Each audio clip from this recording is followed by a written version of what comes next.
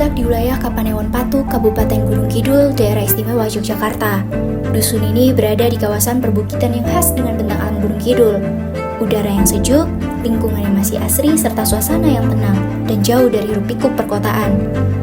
Akses menuju dusun dapat ditempuh melalui jalan utama Patuk dengan kondisi yang cukup baik, menghubungkan masyarakat dengan pusat Kapanewon maupun kota. Perjalanan ini membawa KKN Padepokan 24 dari Universitas Sarjana Wiyata Taman Siswa menuju langkah mahasiswa yang meninggalkan ruang kelas lalu menapakkan kaki di tanah yang sesungguhnya, di tengah masyarakat, di tengah kehidupan yang nyata. Di antara padukuhan tawang, sepat dan gunung lasem, terbentang hamparan sawah yang dikenal sebagai lembah tower. Pada hujan dengan tarasering yang indah mengikuti lekuk perbukitan. Sekitar 95% wilayah Ngororo adalah lahan kering yang bergantung pada curah hujan.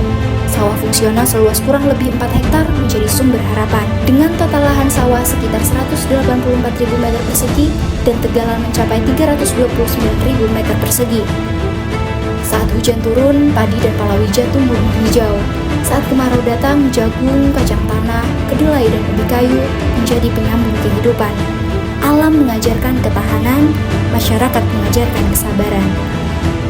Tak jauh dari sana berdiri megah Gunung Api Purba Ngelanggeran, memperindah panorama perbukitan. Lembah Tower pun menjadi ruang pertanian sekaligus destinasi swafoto yang dikenal luas.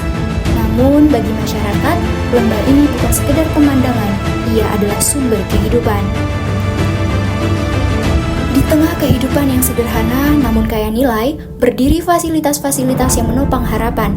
SD Ngororo, SMP dan SLB sebagai ruang tumbuh generasi muda, kantor kelurahan sebagai pusat pelayanan, balai dusun sepat sebagai ruang musyawarah, puskesmas sebagai penjaga kesehatan, pasar pojok sebagai akses ekonomi, tempat ibadah sebagai penguat spiritualitas dan kebersamaan.